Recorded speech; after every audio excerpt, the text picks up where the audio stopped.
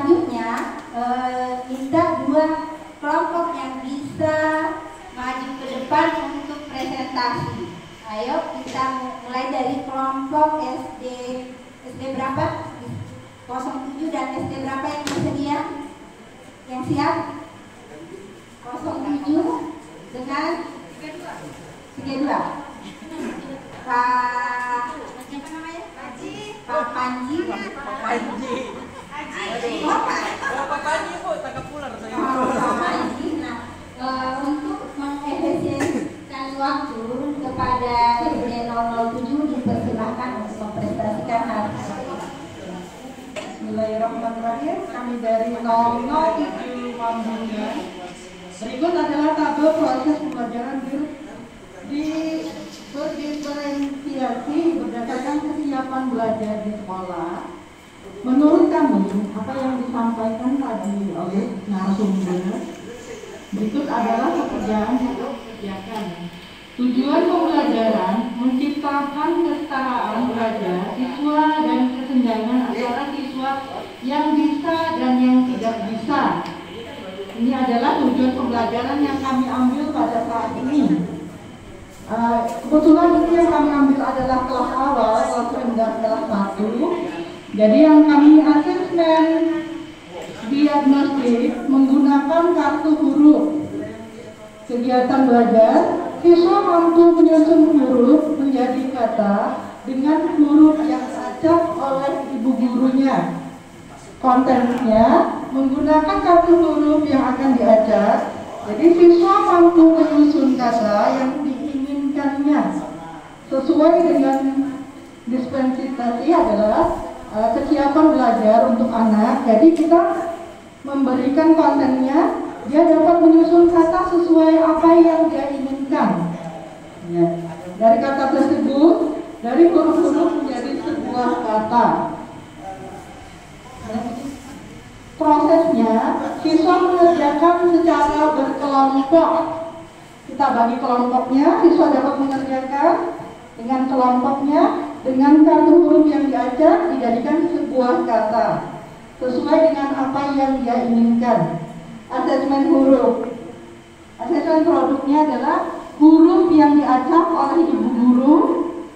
Evaluasi dalam proses pembelajaran ditemui masalah. Masih ada beberapa siswa yang tidak mengenal huruf. Jadi dari proses ini kami bisa mengetahui ternyata di dalam kelas itu masih ada siswa yang tidak mengenal huruf. Jadi kami bagilah siswa yang mengenal huruf dan siswa yang tidak mengenal huruf dibagi lagi beberapa kelompok. Demikian paparan dari kami SD 007 Mangkurungan.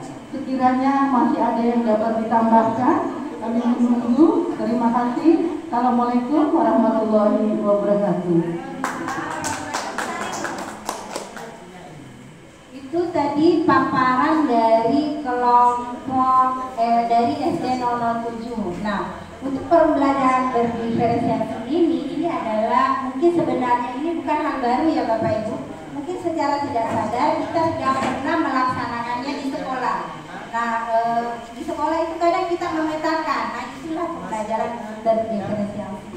Kemudian selanjutnya kelompok yang kedua SD 032. Sudah siap? Oke, bismillahirrahmanirrahim. Assalamualaikum warahmatullahi wabarakatuh. Nah, jadi di sini kami dari SD 032 akan menyampaikan mengenai tabel proses pembelajaran berdiferensiasi berdasarkan kesiapan belajar 10 menit. Oke, jadi untuk yang pertama di sini ada yang kami buat hanya satu, yaitu tujuan pembelajarannya di sini peserta didik mampu menyusun kata, membentuk kalimat dengan kartu kata secara tepat. Nah, sebelum di asesmen diagnostik di sini kami melakukan tes secara lisan. Jadi di awal, sebelum kita masuk ke permainannya, anggaplah itu permainan, kami itu melakukan yang namanya tes lisan. Jadi saya sebagai guru memberikan kalimat kepada anak-anak dan anak-anak akan menyusun dari kalimat yang saya sampaikan.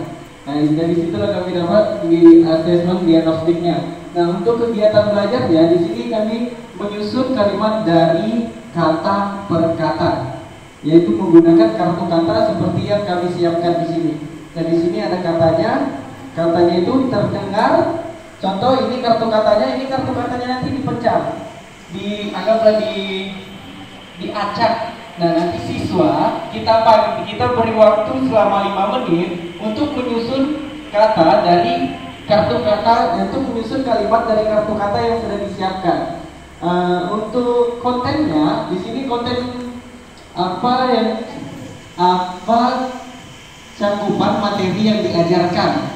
Untuk kontennya itu kartu kata yang berkaitan dengan subtema aku suka bertualang, itu ada di kelas 3. Untuk prosesnya itu yang pertama guru menyiapkan kartu kata. Ini kartu kata yang guru siapkan. Kemudian peserta didik menyusun kalimat dari kartu kata yang sudah disediakan oleh guru.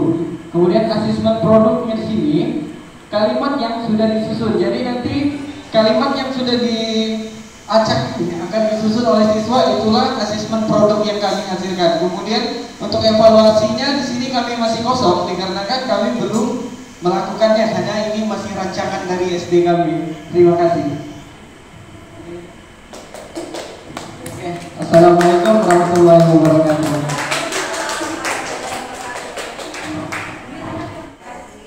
Dari kelompok dari SD 032. Nah, selanjutnya setelah presentasi kita akan tunjuk karya, Bapak Ibu. Jadi hasilnya yang tadi dibuat bisa ditempelkan di dinding. Nah, nanti masing-masing kelompok bisa berkeliling melihat hasil yang dikerjakan tadi supaya ada perbandingan. Oh, sekolah ini berdiferensiasinya seperti ini, sekolah ini seperti ini. Jadi bisa ditempel di dinding masing-masing untuk tunjuk karya.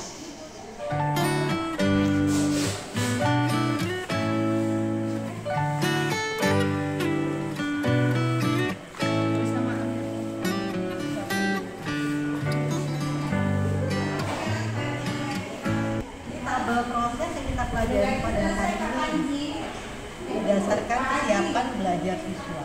Menurut kami ya seperti ini.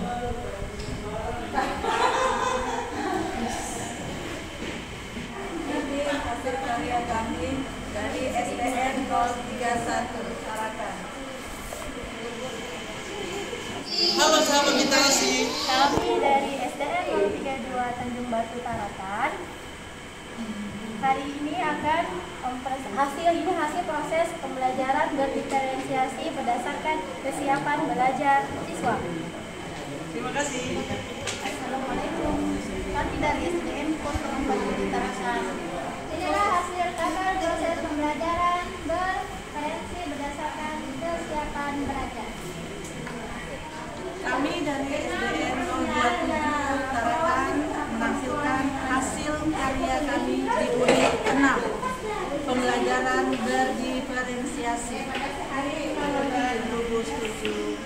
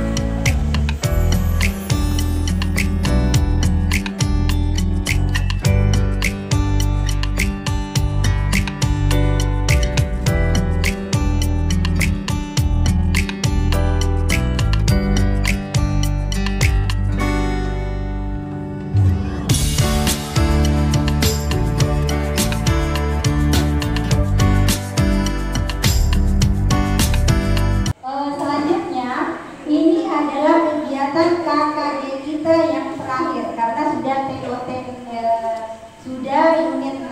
Nah, ini adalah kegiatan terakhir dan nanti akan diadakan implementasi juga yang terakhir oleh Fasdus. Nah, Fasdus nanti diminta jadi nanti implementasinya itu dalam bentuk, nanti Fasdus ngambil dalam bentuk video, kemudian ada foto-foto. Jadi diharapkan SD yang sudah siap bisa masukkan di grup. Nanti Fasdus akan berkunjung. Dan jangan terlalu lama ya Bapak Ibu, sampai bulan depan, karena bulan depan itu kita sudah penutupan biasanya di wali kota awal bulan. Nah, biasanya peserta itu akan diundang semua ke wali kota karena kita akan mengadakan pameran kecil. Nah, apa yang sudah kita dapatkan dari unit 1 sampai unit 6, kalau hasil karyanya itu kita pamerkan di pas penutupan. Jadi satu hari sebelumnya Fasdus akan membawa karya-karya yang dibuat, dibawa ke wali kota. Nanti di sana kita akan menyusun meja, ada yang ditaruh di dinding, ada yang ditaruh di meja. Jadi semua hasil yang paling banyak karyanya itu kan unit 1 ya, yang pembuatan big book, mini book, visi akrostik, buku harian itu semua dibawa. Kalau bisa dibuat kembali, dibuat ulang. Kalau yang dulu-dulu kan awal-awal kita masih belajar. Nah, mungkin ada yang mereng-mereng lipatannya. Jadi lipatannya kalau bisa yang bagus. Nanti kita yang bagusnya itu kita nanti bisa minta tanda tangan dari wali kota. Nah, kemudian untuk unit 2 kesadaran kronologi ya.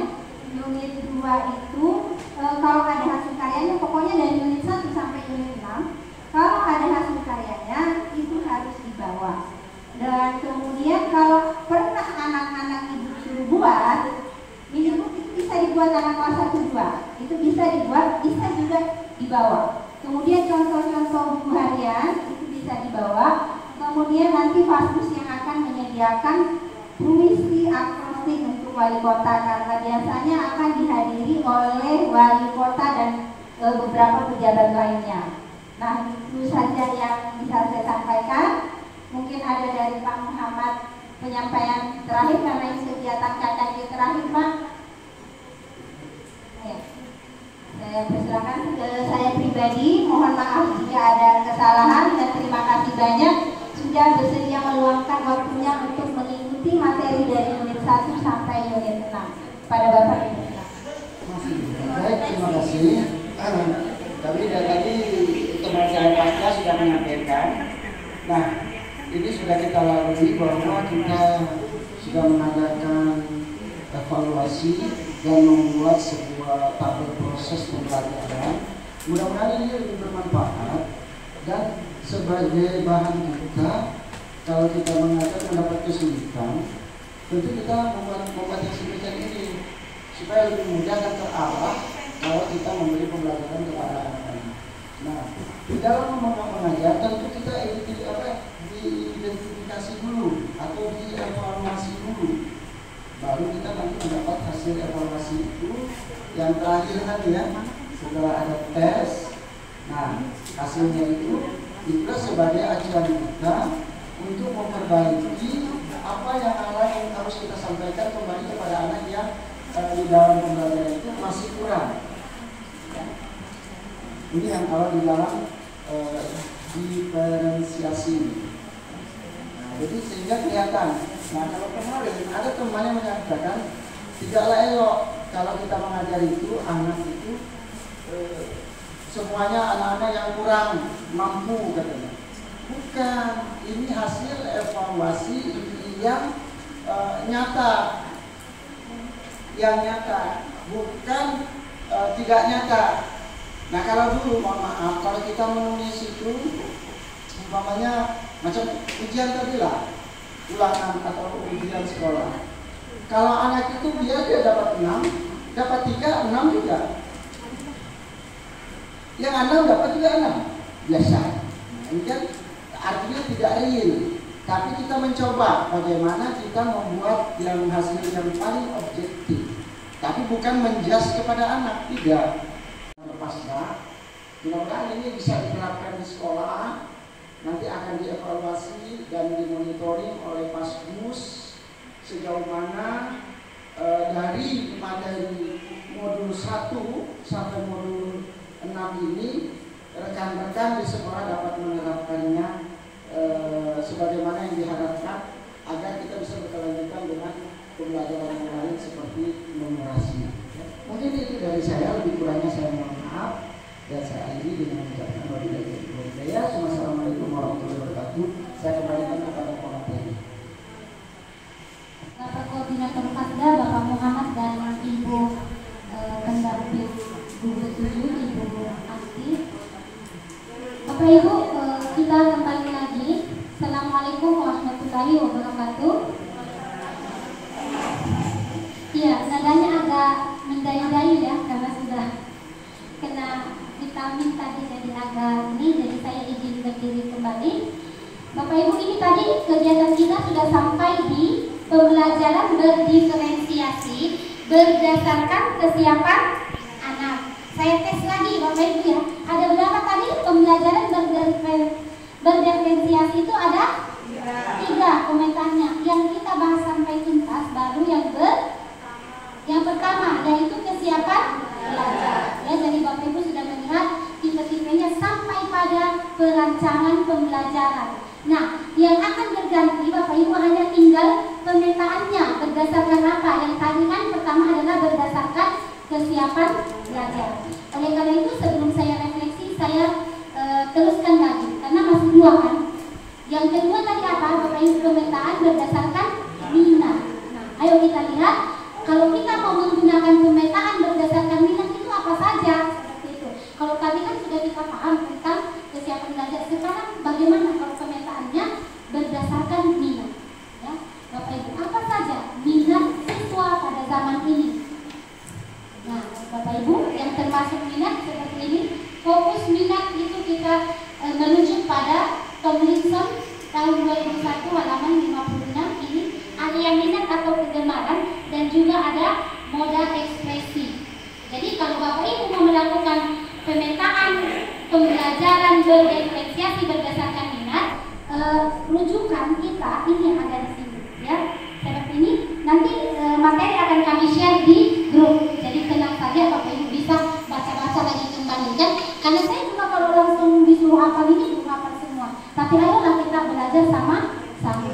Supaya kita tahu kalau saya mau membuat pemetaan siswa itu berdasarkan minat, ini loh referensinya. Kita pakai Tomlinson 2001. Nah, oke, berarti kalau sudah peminatan sudah, berdasarkan minat sudah, berarti yang terakhir adalah profil belajar.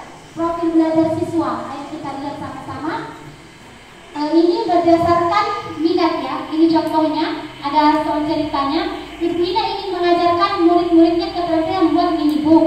Setelah selesai mendiskusikan tentang apa dan bagaimana membuat minibook, Bu Ina meminta murid berlatih membuat sendiri minibook tersebut. Setiap murid diperbolehkan untuk menulis dengan topik sesuai dengan minat mereka. Karena ini berdasarkan minat. Produknya sama-sama minibook, tapi topiknya bisa sesuai minat mereka berdasarkan minat yang tadi. Anak yang memiliki minat terhadap literatur boleh membuat minibook tentang kehidupan sehari-hari. Murid yang memiliki minat terhadap seni boleh membuat minibook tentang sebuah produk kerajinan tangan tertentu dan sebagainya. Keterampilan yang dilatih tetap sama, yaitu membuat minibook, tetapi topiknya bisa berbeda-beda karena anak tadi diperbolehkan belajar atau dipetakan berdasarkan minat. Ya kan? Sama-sama buat minibook, tapi produknya berdiferensiasi. Ada yang tentang literatur, ada yang tentang seni dan lain sebagainya berdasarkan minat siswa. Nah, ini adalah contoh pembelajaran berdiferensiasi kalau kita memetakan siswa berdasarkan minat siswa. Oke, yang terakhir adalah pembelajaran berdiferensiasi berdasarkan profil. Ya, Bapak Ibu, ini yang tadi belum ada contohnya. Sehingga Bapak Ibu lihat apa saja profil belajar siswa yang Bapak Ibu temui di dalam kelas. Mari kita lihat sama-sama. Ya, Bapak Ibu ingatkan tadi, mungkin sebenarnya sudah ada di sekolah Bapak Ibu, cuma untuk membahasakannya tadi belum terlalu pas. Jadi perhatikan, Pak Dilan akan mengajar murid membaca suku kata dengan tujuan pembelajaran agar murid dapat mendemonstrasikan pemahaman mereka tentang metode tujuan pembelajarannya adalah mendemonstrasikan suku kata pemahaman ya. Berdasarkan identifikasi yang ia lakukan, Pak Dilan telah mengetahui bahwa muridnya adalah pembelajar visual. Jadi pembelajar visual itu Bapak Ibu adalah anak yang kalau dikasih gambar itu mudah, cepat dia dikasih gambar itu dia malah cepat mengerti. Tapi kalau cuma cerita saja dia nggak bisa, dia harus lihat. Itu namanya pembelajar visual. Dan mana kita tahu ya dari pengamatan pada saat dia melakukan pembelajaran, kita lakukan pembelajaran itu bisa diamati. Jadi ciri-ciri pembelajar visual mungkin Bapak Ibu sekarang kan sudah banyak sekali ya, di mana-mana lah bisa kita ya. Jadi ya dia sudah tahu, padilannya itu sudah tahu kalau muridnya itu pembelajar visual. Sebagian lagi adalah pembelajar auditory. Nah ada juga yang tidak bisa beragaman dia kalau cuma gambar, dia harus dijelaskan. Dan kalau dijelaskan saja juga tanpa gambar dia bisa. Itu namanya pembelajar auditory. Jadi siswa yang bisa cepat menangkap itu kalau dikasih clue, dikasih cerita gitu ya. Nah ada juga pembelajar audio visual. Jadi nanti dia bisa paling cepat dan tidak akan dia lupakan kalau ada gambar ditambah pula dengan cerita ya. Super kelas dulu pada tahun 2007-2008 itu ada pelatihan namanya super kelas. Itu rahasia, salah satu rahasia menghafal cepat adalah meletakkan semua benda yang akan kita hafal di sekeliling tempat. Seperti itu namanya super kelas dulu saya ingat. Jadi kalau anak-anak suka menghafal itu disuruh hafal 10 item, letakkan barang-barang itu di mana yang ada di dalam kelas. Jadi misalnya lihat jendela, oh tadi benda yang kuletakkan di jendela itu si A gitu. Benda yang kuletakkan di kipas angin itu. Jadi setiap lihat bendanya dia kasih nama itu sehingga mudah sekali untuk menghafal. Ada yang seperti itu, audio visual namanya ya. Nah, yang terakhir adalah pembelajar kinestetik. Biasalah kalau kinestetik itu yang tidak bisa diam, ya. Jadi pengennya tuh gerak terus. Ada juga tipe anak-anak seperti itu. Mungkin kasihan ini anak kita sebenarnya pembelajar kinestetik, kita sudah ngomongin dan juga apalagi namanya hiperaktif, padahal dia belum masuk kategori hiperaktif, dia masih masuk kategori kinestetik. Iya ya, karena kalau sudah hiperaktif itu sebenarnya sudah di luar. Dia mungkin kasihan baru di kinestetik, tapi karena kita tidak terbiasa sehingga kadang-kadang kita memberi apa sudah ini memang hiperaktif, padahal belum hiperaktif. Dia adalah tipe pembelajar kinestetik. Nah, oke Bapak Ibu, dari kasus ini kita lihat untuk memenuhi kebutuhan belajar murid-muridnya tersebut, Pak Dilan memutuskan untuk melakukan beberapa hal berikut. Jadi ini adalah contoh bagaimana kita memetakan pembelajaran berdasarkan profil belajar siswa. Saat mengajar, Pak Dilan menggunakan banyak gambar atau alat bantu visual saat menjelaskan. Berarti menggunakan banyak gambar itu adalah memenuhi kebutuhan siswa yang mempunyai profil belajar visual. Jadi kalau siswa kita banyak yang visual, kita pakai banyak gambar. Yang dilengkapi penjelasan lisan yang dapat diakses oleh murid ini dalam rangka memenuhi kebutuhan siswa kita yang merupakan pembelajar auditory. Membuat beberapa sudut belajar atau display yang ditempel di tempat-tempat berbeda untuk memberikan kesempatan murid bergerak saat mengakses informasi.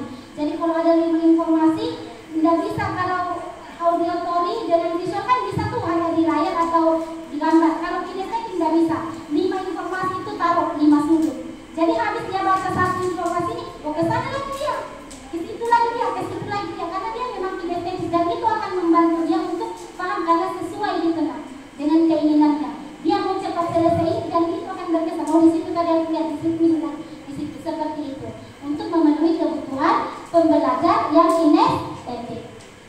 Saat memberikan tugas, nah ini saat belajar ya. Saat memberikan tugas, Pak Dilan memperbolehkan murid-muridnya memilih cara mendemonstrasikan pemahaman mereka tentang habitat makhluk hidup.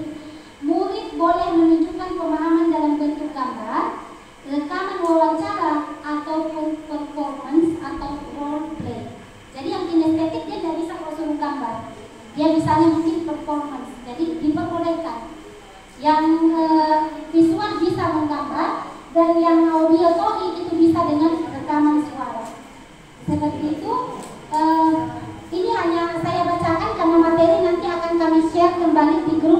Bapak Ibu bisa lebih mendalami materi lewat PPT yang akan kami kirim. Baik Bapak Ibu, sekarang waktunya untuk refleksi. Sekali lagi saya ingin memastikan bahwa tujuan tadi kita ada berapa Bapak Ibu? Ada 3. Saya harap Bapak Ibu semua bisa memenuhi itu. Yang pertama adalah definisi dari pembelajaran berdiferensiasi. Ya, sudah tadi kita katakan bahwa pembelajaran berdiferensiasi itu adalah kegiatan pembelajaran yang memberikan keleluasaan kepada anak untuk mengembangkan kemampuan diri sesuai dengan 1. Kesiapan belajarnya, 2. Minatnya, dan 3. Profil belajarnya. Ya, seperti itu. Kemudian tujuan yang kedua tadi, kenapa itu penting? Ya, gitu. Kenapa? Kenapa kok pembelajaran diferensiasi itu penting bagi siswa? Karena mereka akan lebih terkesan, lebih menyerap dan lebih mudah untuk memahami jika mereka belajar sesuai dengan kesiapannya, sesuai dengan minatnya, dan sesuai dengan profil belajar. Itu pembelajaran akan lebih cepat diserap daripada kita memaksakan kehendak kita. Seperti itu. Dan yang ketiga tadi adalah merancang pembelajaran berdiferensiasi. Kalau itu sudah Bapak Ibu tunjukkan dalam bentuk tabel, karya sudah dan Bapak Ibu sudah presentasikan tadi, bahkan sudah tunjukkan ya. Jadi untuk yang tujuan ketiga yaitu perancangan pembelajaran berdiferensiasi, saya harap Bapak Ibu yang keluar dari ruangan ini paling tidak sudah memiliki 1, 2, 3, 4, 5, 6 referensi atau contoh yang akan Bapak Ibu jadikan contoh pada saat implementasi di sekolah, karena sudah ada 6 model yang sudah Bapak Ibu kunjungi tadi ya, pada saat kunjung karya. Itu saja. Kalau ada hal-hal yang perlu didiskusikan, nanti bisa lewat grup saja Bapak Ibu, karena ini waktu juga. Jadi kalau ada yang ingin didiskusikan, kami membuka peluang atau kami membuka waktu selebar-lebarnya untuk kita diskusikan di grup. Kalau saya tidak mampu untuk menjawab, ada Ibu fasilitator pendamping fasilitator daerah sebagai pendamping kita juga ada di grup. Jadi nanti kita akan rembukan jika sekiranya Bapak Ibu ada yang ingin dirembukan lagi, konsultasikan lagi, kami persilakan melalui grup. Nah, yang terakhir Bapak Ibu RTL, tadi sudah dibagikan lembarnya ya. RTL-nya ini Bapak Ibu persyaratannya adalah membuat rencana pembelajaran kelompok yang berdiferensiasi. Nanti contohnya juga ada di dalam file. Kemudian kegiatan pembelajaran divideokan, yang sudah kita disampaikan rencana pembelajarannya itu pembelajarannya itu divideokan. Kemudian kalau sudah siap dibilang di grup supaya fasilitator gugus-gugusnya datang ke sekolah masing-masing ya. Ini juga nanti kalau Ibu misalnya Bapak Ibu lupa juga ada di dalam slide ya. Kalau misalnya Bapak Ibu lupa, masih ada dalam slide yang akan kami bagikan. Hanya saja kewajiban saya untuk menyampaikan. Video pembelajaran dapat dimasukkan ke YouTube, kemudian tautannya dapat dibagikan ke grup gugus masing-masing. Jadi kalau ada yang YouTuber atau kakaknya YouTuber, adiknya YouTuber, boleh dimasukkan ke dalam YouTube. Nah, link YouTube-nya di-share di grup kita supaya bisa di like, subscribe, komen. Ya, like, share, subscribe, dan komen ya. Bapak Ibu, itu saja dari kami. Ada lagi yang ingin disampaikan? Ikan cepat, ikan gabus lebih cepat, lebih bagus gitu. Tidak ada ya Bapak Ibu. Sekali lagi kami membuka kesempatan yang sebesar-besarnya. Jika ada hal yang ingin dikonsultasikan, silakan sampaikan di grup literasi gugus 7. Insya Allah kalau saya tidak bisa menjawab, ada fasilitator gugus yang lain yang akan menjawab, atau kalau kami tidak mampu, ada fasilitator daerah kita yang akan membantu kita. Demikian dari kami. Kalau tidak ada, kurang dan lebihnya mohon dimaafkan. Terima kasih atas waktu yang telah diberikan. Kita berharap semoga kegiatan kita ini menjadi catatan amal kebaikan bagi kita, yang insya Allah akan menjadi pemberi timbangan di akhirat kelak. Wassalamualaikum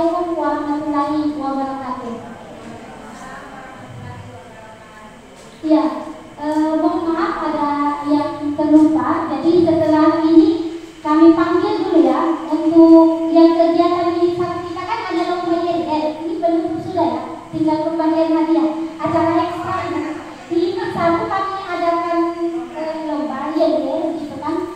Nah tadi pada saat itu yang juara akan dikasih hadiah dari gugus ceritanya seperti itu, dan hari ini lah baru disediakan oleh gugus.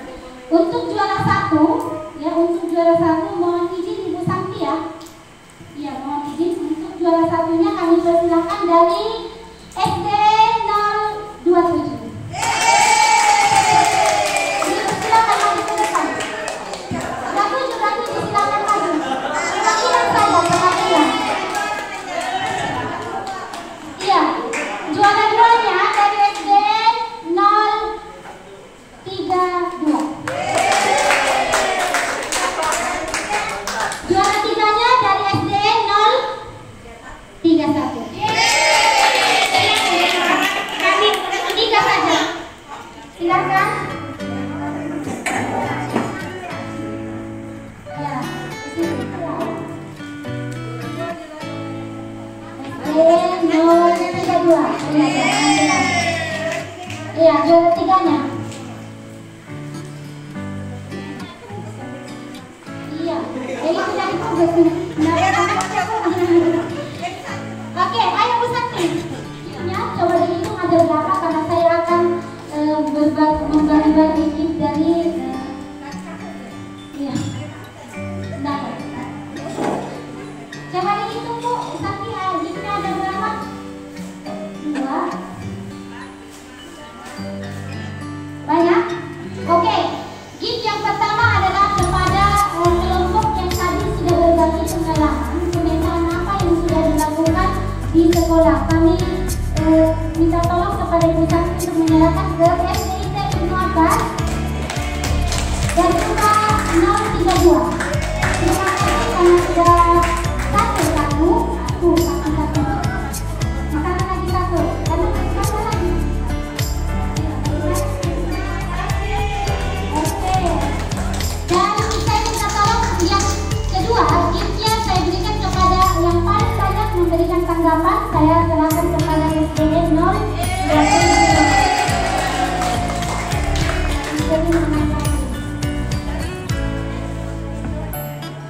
Dan sisanya saya berikan kepada SD 047 dari 007 karena telah bersedia dengan setia ikut di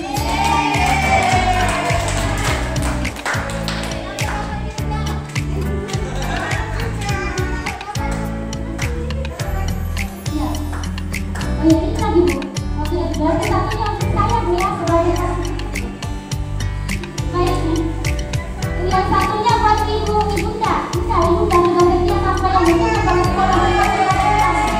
Terima kasih karena sudah setia ya. Iya. Sebagai ibunda yang paling setia sampai di tadi masih duduk dengan setia di sana ya. Ya. Baik.